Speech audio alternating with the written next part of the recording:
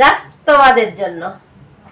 অবশ্যই একবার চেষ্টা করে দেখো, খুব কম খরচায় দোকানের মতো আচার পেয়ে যাবে। লাল টুসি গোল গাল নরম তুলতুলে, কোথায় যে হারিয়ে গেল ফেরে না পথ ভুলে।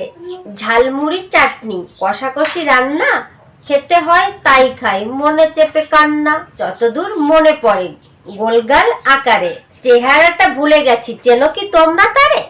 তোমাদেরও মনে নেই অতি প্রিয় টমেটা? তারই কথা বলছি গো, শুনে নাও গল্পটা।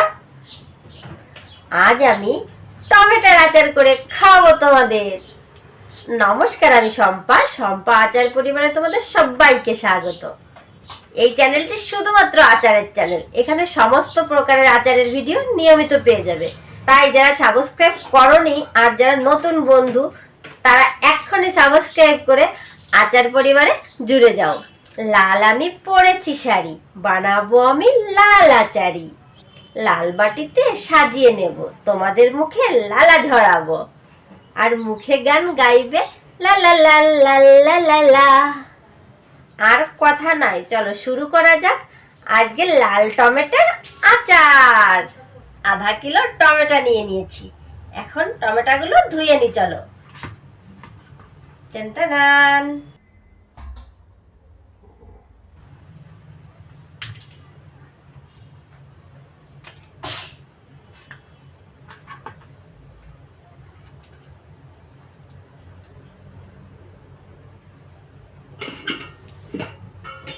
বাটিটা নিয়ে নি, টমেটোগুলো তুলে নেব।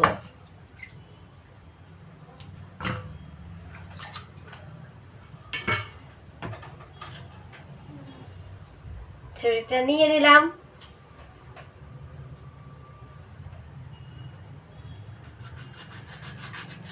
উঠার পাশটা ফেলে দেব। 4 টুকরো করে নিতেও পারো, আমি নিলাম 6 টুকরো করে কেটে। এইভাবে কেটে 6 টুকরো করে কেটে নেব। টমেটোগুলো কিন্তু সুন্দর সুন্দর টমেটো, চাইলে বীজ ফেলেও দিতে পারো, না হলে দেওয়ার দরকার নেই। সবগুলো টমেটো কেটে নিলাম। এখন চলো শুরু করা যাক আচার বানানো। গ্যাসটা জ্বালিয়ে নিলাম।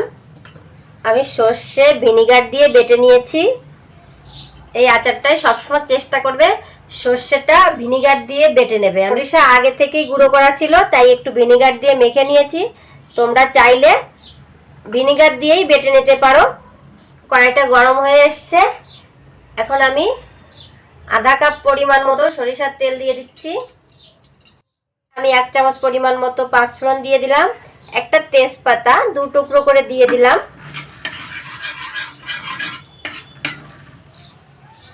আমি কটা রসুনের কোয়া নিয়েছি, ছোট বড় দিয়ে 7-8টা থেতো করে দিয়ে দিচ্ছি।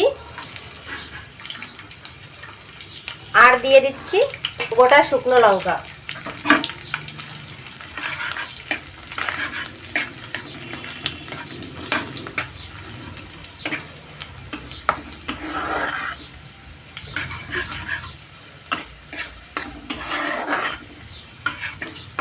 আর টমেটোর আচার যা হবে না, একবার খেলে বারবার খেতে ইচ্ছে হবে।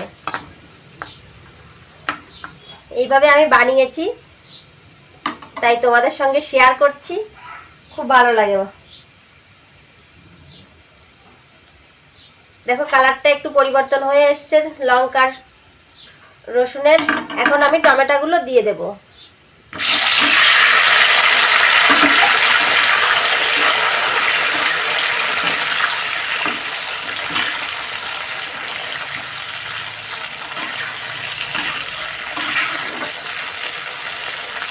এক চামচ মতো লবণ দিয়ে দিচ্ছি।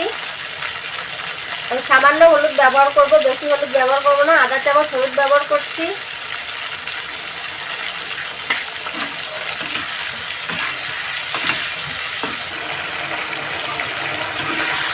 লবণ স্বাদ মতো দেবে। আমি এবারে 5 মিনিট মতো ঢাকা দিয়ে দিচ্ছি, আঁচটা মিডিয়াম থাকবে। চলো 5 মিনিট পরে ঢাকাটা তুলে দেখা যাক কি অবস্থা।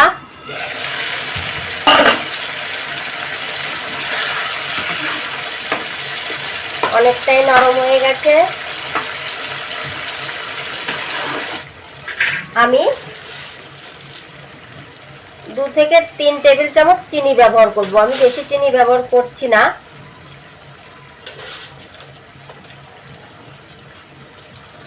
এই চামচের 3 চামচ চিনি ব্যবহার করলাম।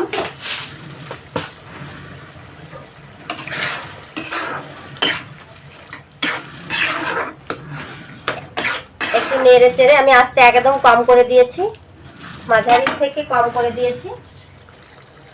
আমি এখন ব্যবহার করব তেঁতুল জল।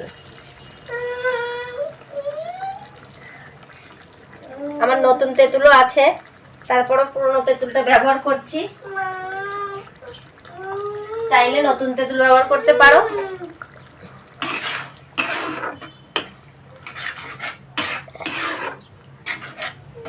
এখন আঁচটা একটু বাড়িয়ে দিচ্ছি। আমি সর্ষে বাটাটা দিয়ে দিচ্ছি।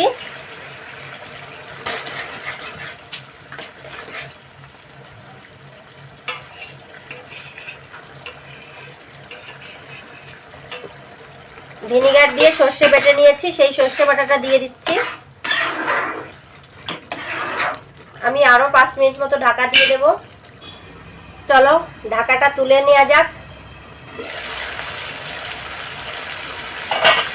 দেখেছো তেল ছেড়ে দিয়েছে, জলটা প্রায় শুকিয়ে এসছে।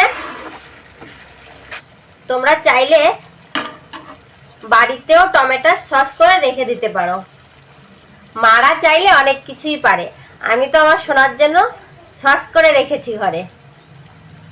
তোমরা যদি বলো তাহলে আমি সস করাটাও তোমাদের দেখাবো। এখন আমি দিয়ে দিচ্ছি শুকনো লঙ্কার গুঁড়ো। আজ এমন একটা মশলা মিশাচ্ছি,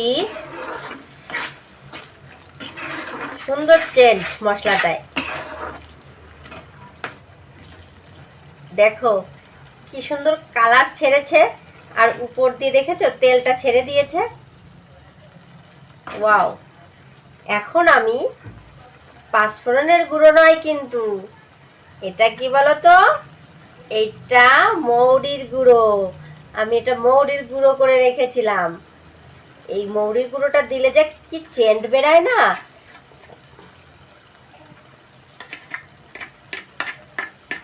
ব্যাস, এইটা দিয়ে একটু নাড়িয়ে চাড়িয়ে একটু ভালো করে মেখে আঁচটা আমি বন্ধ করে দিয়েছি। দেখতে পাচ্ছ? ওয়াও! সত্যি আচারটা খুব সুন্দর হয়েছে। আমি বলেছিলাম না, একবার করলে বারবার খেতে ইচ্ছে হবে। একবার করে দেখোই না ঘরে, অবশ্যই একবার চেষ্টা করে দেখো। খুব কম খরচায় দোকানের মতো আচার পেয়ে যাবে, জাস্ট তোমাদের জন্য। রোদে দেওয়ার কোনো ঝামেলা নেই। এইভাবে সাধারণ তাপমাত্রায় তুমি 6 মাস পর্যন্ত ভালো রাখতে পারবে।